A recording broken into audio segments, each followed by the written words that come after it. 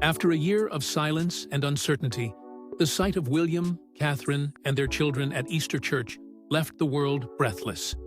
The morning of the royal Easter service wasn't just any moment, it was a symbol.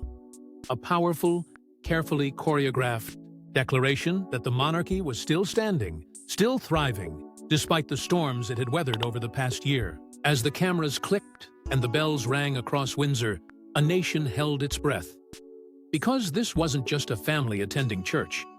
This was the royal family stepping back into the light, fully assembled and united for the world to see. Public anticipation had been building for weeks. Whispers swirled through newsrooms and across social media. Would Catherine appear? Would the children come too? Had the family healed? Buckingham Palace, true to form, released only a subtle confirmation, an announcement that the King and Queen would be joined by members of the royal family at the traditional Easter Matins service at St. George's Chapel. But the names that weren't listed sparked even more curiosity than the ones that were. For those who had been watching closely, the question wasn't just about attendance, it was about significance. Because last year, they weren't there. Princess Catherine and the children had missed Easter in 2024. A quiet absence that became deafening over time. At first, it was brushed off as a private family choice. But later, when the truth emerged that Catherine had been diagnosed with cancer, it cast the entire silence in a different light. What was once assumed to be discretion was now revealed to be strength. Behind the palace gates, a mother had been fighting for her life, and a family had been shielding her from the spotlight. It wasn't a snub to tradition, it was survival. So, this year, this reappearance wasn't just ceremonial, it was redemptive, a re-entry. And when the gates opened and the Wales family emerged, the message was crystal clear. We are still here. We are still strong. The venue itself made that message even louder. St. George's Chapel wasn't chosen randomly. It's the same place where generations of royals have worshipped, married, and been laid to rest. It's sacred ground. And in that setting, with its echoes of history and tradition, the return of William, Catherine, and their children took on mythic weight. It wasn't just about Easter. It was about legacy. But as the cameras panned across the smiling faces, the coordinated outfits, and the royal waves, one could almost forget the turmoil that had led to this moment. That's the magic of the monarchy. They know how to show strength, even when the foundations have been rattled. And while the world celebrated this triumphant return, something more subtle was unfolding beneath the surface. Because not everyone had returned, not everyone had been welcomed, and not every story had a happy ending. But beneath the smiles and royal wave, there's a deeper story the palace never told. For months, Catherine disappeared from public life, and now we know why. What seemed like a quiet retreat was, in truth, a battle being waged behind palace walls. Whispers had started to echo across tabloids and tea tables alike. Where is she? Why has she vanished? But no one outside the palace truly knew the weight she carried, or how close the future queen had come to fading from the very story she was destined to lead. While the world speculated, Catherine fought in silence. It began subtly. A missed engagement here, a delayed public appearance there. Then came the cancellation of a high-profile royal event, one she'd never have skipped without reason. Rumors began spinning fast. Everything from marital issues to mental health was tossed into the public arena. Yet the palace held its line. Silence. No confirmations, no denials, just an eerie quiet that only fueled the flames. Then the truth surfaced, and it hit harder than anyone expected. Catherine had been diagnosed with cancer, a revelation that stunned the public not only because of its gravity, but because of how long it had been hidden. In a world where royal movements are chronicled down to the minute, the fact that such a private storm had raged unnoticed shook even the most seasoned royal watchers. The palace's decision to keep the diagnosis under wraps had been made to protect not just Catherine, but her young children too. Inside the royal estate, life slowed down. School pickups were done discreetly. Trips to the countryside replaced crowded royal banquets. Prince George, Princess Charlotte, and Prince Louis were kept close. away from flashing cameras and headlines that screamed too loud. For William, the focus narrowed. Be a father. Be a husband. Be her anchor. While the monarchy continued to function publicly, its heart, Catherine, was quietly healing behind closed doors. When the official statement was finally released, the reaction was seismic. Not of anger, but of empathy. The same public that once demanded answers now stood still, struck by the humanity of it all. Messages poured in from around the world. Strangers prayed. Well-wishers lit candles. In her silence, Catherine had reminded everyone that even royals bleed, that behind the pageantry lived a woman fighting for her life. So when she emerged again, graceful, composed, and walking hand in hand with her children at the Easter service, it wasn't just a return. It was a victory. A quiet, powerful reclaiming of her place, not just as a royal, but as a mother, a survivor, and a symbol of resilience. Every step she took that morning echoed with meaning. I'm still here, I'm still fighting, and I'm not done yet. And just as Catherine reclaims her place, another royal's absence raises questions. Harry was just miles away, but the palace doors never opened for him. It should have been the perfect moment for reunion. Easter in Windsor, the family gathered in tradition. The king freshly returned from his state visit, and Catherine making her emotional comeback. But while the cameras flashed and hymns echoed through St. George's Chapel, Prince Harry remained unseen. Not because he was absent from the country, but because he was unwanted at the gates of his own legacy. He had quietly arrived in the UK days earlier, his presence barely acknowledged by the royal machinery. Officially, he was attending a hearing tied to his ongoing legal battle for police protection, a fight that has come to symbolize more than just security. It represents his battle for recognition, for legitimacy, for a place within the very institution he once belonged to. The courtrooms may have been civil, but the air was thick with bitterness. Harry's legal stance was clear. He believes his safety, and by extension his children's, is not being taken seriously by the very family that once promised to protect its own. Behind closed doors, palace insiders were uneasy. The king, still recovering from cancer-related complications, had just returned from Italy. Meeting Harry would have been a media storm. But that wasn't the only reason no visit happened. Sources close to the palace say Charles chose to keep his distance to avoid entangling himself in matters before the court. An elegant excuse or a deliberate avoidance? Opinions vary, but one fact is undeniable. While the monarch waved to crowds, outside Windsor, his youngest son was somewhere nearby, waiting, watching, excluded. Even more painful was the silence. Despite being in the same country, despite the ongoing health crisis, Harry received no personal update about his father's condition. Not even a message. Not a meeting. Not a whisper. The coldness of that omission didn't go unnoticed by the Ihaibei public. And while palace aides claimed protocol and schedules as the reason, others saw something much more chilling, the hard cementing of a royal fracture now beyond repair.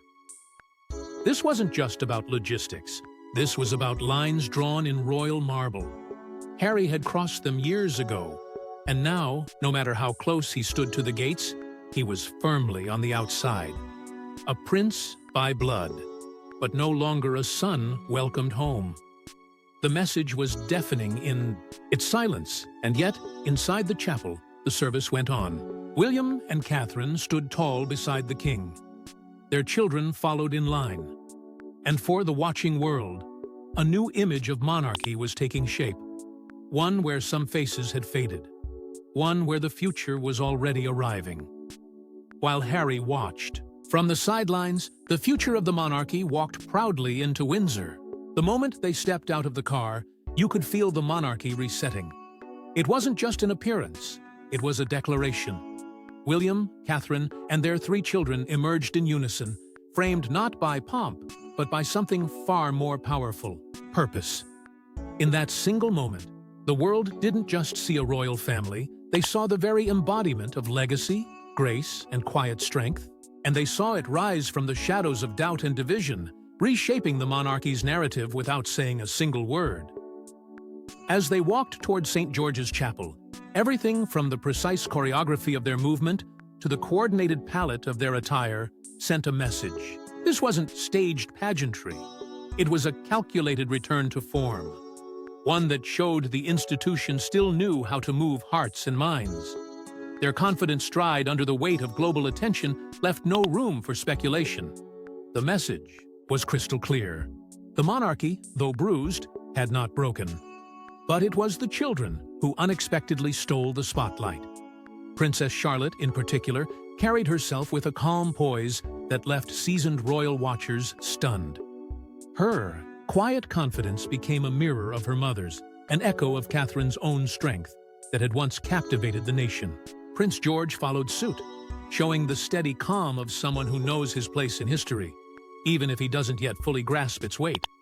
And little Louis, ever the spark of the family, offered the perfect balance of innocence and charm. Together, they didn't just walk beside their parents, they stood as symbols of the monarchy's future. The media responded with something rare: reverence. Headlines didn't focus on drama or controversy. They captured unity, dignity. A family that had clearly been through the fire and come out stronger for it. It was a moment carefully crafted, but emotionally genuine. And that delicate balance between tradition and relatability is what left the public stunned. In a world craving stability, the Wales family offered it not through speeches or spectacle, but simply by showing up, together, stronger than ever. Amid swirling royal tensions, that image of grace under pressure served as an anchor. With Prince Harry's absence casting a long shadow and King Charles's health lingering in the background, this family's entrance became more than ceremonial. It became symbolic, a stabilizing force amid the fractures, a vision of what's to come. But what were they really celebrating that day? And what message were they sending? Behind the smiles and Easter eggs, every move was calculated. For most families, Easter is a time of tradition, warmth, and joy. But in the royal household, it's something far more strategic. Every step taken, every outfit worn, every gesture exchanged, it's all part of a centuries-old language spoken not with words, but with appearances. The annual service at St. George's Chapel isn't just about celebrating faith. It's a coded message to the public and the world. This is who we are. This is where we stand. And this is what's to come. This year, the message rang louder than ever. Catherine's presence, after months of absence, was more than symbolic. It was transformative. Her attendance didn't just confirm her physical recovery. It reasserted her role as the pillar of the next generation of monarchy.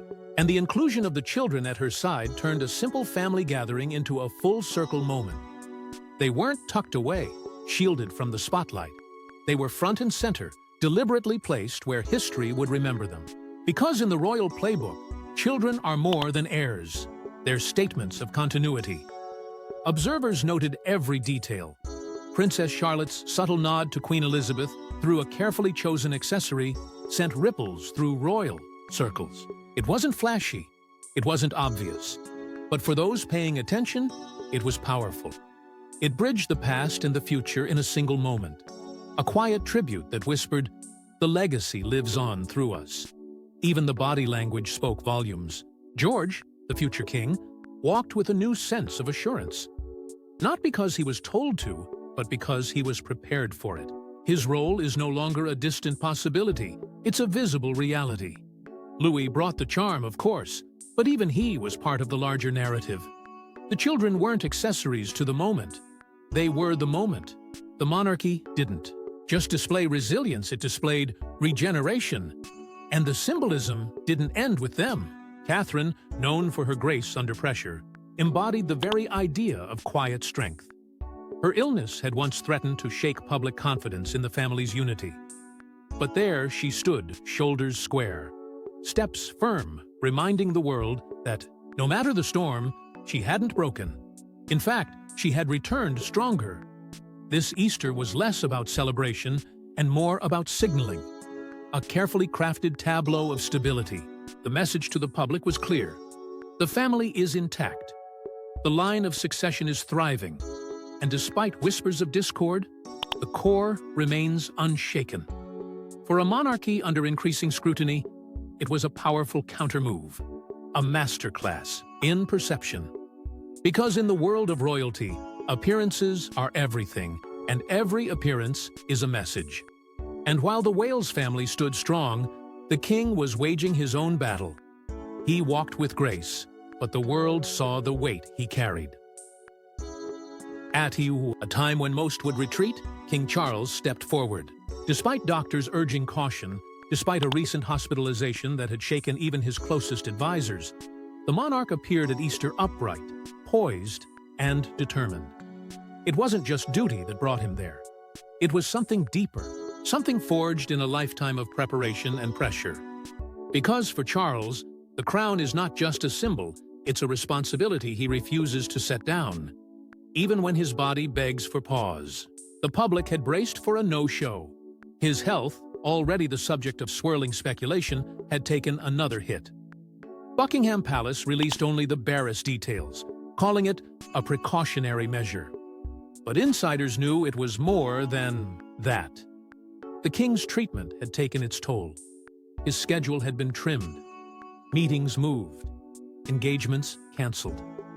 And yet, there he stood on Easter morning, walking alongside Camilla, greeting the public, signaling not weakness, but resolve. Behind the picture was far more fragile.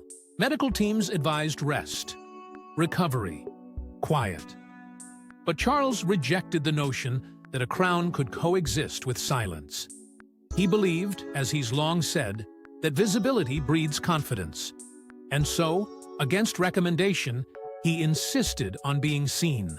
Not for vanity, for duty. Because in the theater of monarchy, presence is power. And Charles knows too well what absence can cost. His recent trip to Italy, though brief, reinforced that same message. A monarch not retreating into privacy, but standing firm on the world stage. Diplomacy over distance, action over rest. It was a move the media quickly recognized for what it was, a statement of intent. Charles would not be defined by his diagnosis. He would meet it with the same quiet determination that carried him through decades in waiting. And by his side, unwavering, was Queen Camilla. Her support, both public and private, has been constant. Insiders say she's the one who calms the storm, who reassures him when the pressure builds too high. And yet, she too knows the weight they carry now is different. This is not just a reign, it's a race against time. A battle to cement legacy while the world watches every step, every breath, every moment of fatigue. Still, Charles refuses to falter. In every appearance, he projects continuity. In every handshake, he sends reassurance. And though his illness may remain mostly in the shadows, his message to the public is clear. I am still your king, and I will not vanish. As Charles fights on, another royal family quietly watches from across the ocean. Thousands of miles away, another royal family celebrated Easter in silence. While Windsor was bathed in tradition and the sound of chapel bells, Montecito offered something entirely different. No royal photographers, no public waves. Just a quiet family of four tucked away in California, observing Easter far from the formality of crowns and titles. Prince Harry and Meghan Markle spent the holiday with their children, Archie and Lilibet, in a celebration that felt more private than royal intimate, but unmistakably detached from the world they once called home. The Sussexes, in many ways, have built their own rituals. Past glimpses like their Peter Rabbit-themed egg hunt for Archie resurfaced in media stories, nostalgic reminders of a royal chapter that felt both familiar and foreign. But this year, there were no updates, no photos, no shared moments with the extended family. Just silence. And in royal circles, silence speaks volumes. No call from Charles. No Easter greetings. No acknowledgement from the palace. And, as reports confirmed the king's fragile health and emotional Easter appearance, the lack of contact with his son was glaring. For a brief moment, there was hope, a rumor that Harry might return for the holiday, might bridge the divide, might step back into the fold, even if just for a day. But it never happened. The distance, once political, now felt deeply personal. Insiders say the tension remains unresolved, that beneath the surface of royal diplomacy is a wound that hasn't healed and may never. The issue isn't just security, or press, or titles. It's trust, it's history, it's the sting of decisions that still echo on both sides. And every year that passes without reconciliation adds weight to the silence, adds permanence to the fracture. The Sussexes' separate celebration was a reminder. Two royal futures now move in parallel, one rooted in centuries of tradition, the other shaped by reinvention. One draws power from the past, the other seeks freedom in the present.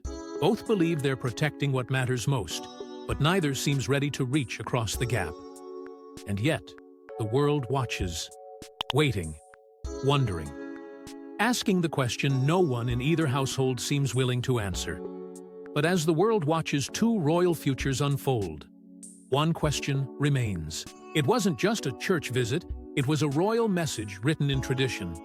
Every step, every smile, every nod during that Easter service was more than ceremony, it was communication. The kind only royalty can deliver. Without uttering a word, the Wales family sent a message not just to Britain, but to the world. We are ready. Ready to carry the legacy, to shoulder the expectations, and to lead through whatever storms may come next. William stood steady, Catherine stood strong, and their children stood exactly where history has been waiting for them. Catherine's presence was perhaps the most powerful signal of all.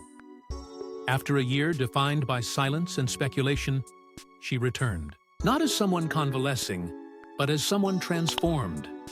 Her strength wasn't just physical, it was symbolic. She represented perseverance, a quiet fortitude that echoed through the generations. She didn't just accompany William, she matched him, step for step, as an equal partner in the monarchy's future.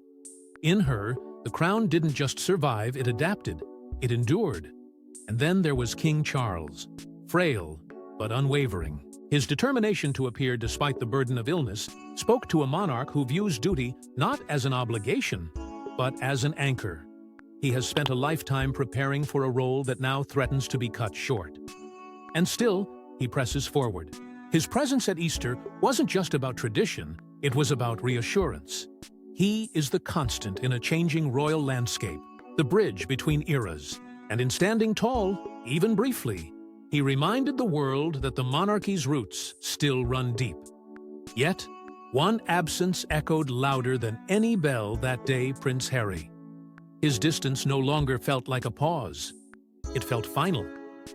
As William steps into a future shaped by service and responsibility, Harry walks a different path, one that may never circle back. The divergence is no longer theoretical. It is lived, visible, real. Two brothers, once side by side, now symbols of entirely different royal philosophies. And this Easter, that contrast was impossible to ignore. In many ways, Easter 2025 will be remembered as more than a family appearance. It will be seen as a turning point. The moment when the next generation didn't just appear, they arrived. The public saw not just heirs, but leaders. Not just tradition, but transition. It was subtle, but it was undeniable. The monarchy is moving. Slowly, carefully, but forward nonetheless. And as the bells echoed through Windsor, a new royal chapter had quietly begun. Thanks for watching. Don't forget to like and subscribe, and we will see you in the next one.